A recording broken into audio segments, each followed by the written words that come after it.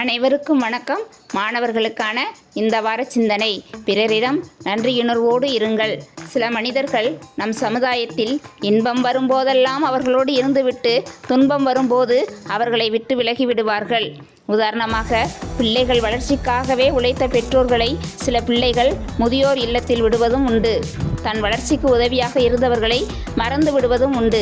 இது மாதிரி நிகழ்ச்சிகள் சமுதாயத்தில் ஆங்காங்கே நடந்து கொண்டுதான் இருக்கின்றன. இந்நிகழ்வுகளை பார்த்துதான் ஒரு கவிஞர் சொன்னார்: உயர்ந்த இடத்தில் இருக்கும் போது உலகம் உன்னை மதிக்கும், உன் நிலைமை கொஞ்சம் இறங்கி வந்தால் நிழலும் கூட மிதிக்கும். இப்படி நன்றி கட்ட சிலருக்கு மத்தியில் ஒரு பறவை எப்படி நன்றியோடு இருந்தது என்பதற்கு ஒரு சிறு கதை. காட்டுப்பகுதியில் வேடன் ஒருவன் வேட்டையாடிக் கொண்டிருந்தான். மான்கள் மீது விஷம் தடவிய அம்புகளை அவன் விட்டு கொண்டிருந்தான். அதில் ஓர் அம்பு பசுமையான ஒரு மரத்தின் மீது பாய்ந்தது. விஷத்தின் வேகத்தை தாங்க முடியாமல் அந்த மரம் கொஞ்சம் கொஞ்சமாக பட்டுப்போக ஆரம்பித்தது. அந்த மரத்தில் பல பறவைகள் வாழ்ந்து வந்தன. இப்போது அந்த மரம் பூப்பதும் இல்லை, காய்ப்பதும் இல்லை. எனவே பறவைகள் எல்லாம் அந்த மரத்தை விட்டு வெளியேறத் தொடங்கின. ஆனால் கிளி மட்டும் எங்கும் போகாமல் அங்கேயே இருந்தது. நம்மை காப்பாற்றியவர்களை அவர்களுக்கு ஒரு ஆபத்து வருகிற போது கைவிட்டு விடாமல் துணை நிற்க வேண்டும் என்ற லட்சியத்தோடு அந்த கிளி வாழ்ந்து வந்தது. விண்ணுலகில் இருந்த தேவேந்திரன் இதை அறிந்து ஆச்சரியப்பட்டான். அந்த கிளியை பார்க்க அவன் மாறுவேடத்தில் வந்தான். பட்டுப்போன மரத்தில் ஏன் இருக்கிறாய்? வேறு மரத்துக்கு போக வேண்டியதுதானே என்று அதற்கு ஆலோசனை சொன்னான் அவன்.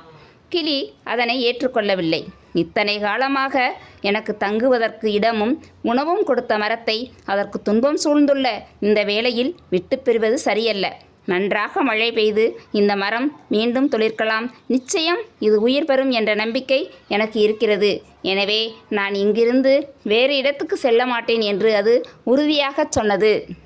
அப்போது தேவேந்திரன், இது கடைசி வரையிலும் துளிர்க்காமல் பட்டே போய்விட்டால் என்ன செய்வாய் என்று கேட்டான். அப்படியானால் நானும் மடிந்து போவேன் என்றது கிளி. இதை கேட்டதும் தேவேந்திரன் சிலிர்த்து போனான். நான் சாதாரண ஆள் அல்ல, தேவேந்திரன். உன் உயர்ந்த பண்பை பாராட்டி ஒரு வரம் தரப்போகிறேன். உனக்கு என்ன வர வேண்டும் என்று அவன் கேட்டான். கிளி என்ன வரம் கேட்டது தெரியுமா? தனக்கு எதுவும் வேண்டுமென்று கேட்கவில்லை. நீங்கள் தேவேந்திரன் என்பதால் உங்கள் சக்தியால் இந்த மரத்தை மீண்டும் துளிர்க்க வைக்கும் வரத்தை கொடுங்கள் என்று கேட்டது. தேவேந்திரன் அப்படியே வரம் கொடுத்தான். மரம் மீண்டும் துளிர்த்தது. கிளி மகிழ்வோடு தொடர்ந்து அங்கேயே வாழ்ந்தது. எனவே மாணவர்களே, நன்றி உணர்வோடு இருங்கள். அது எப்போதும் உங்களை வாழ வைக்கும் என்பதை உணர்ந்து செயல்படுங்கள். உங்களுக்கு இந்த நாள் மட்டுமல்ல, எந்த நாளும் இனிய நாளாக அமையும். வாழ்த்துக்கள்.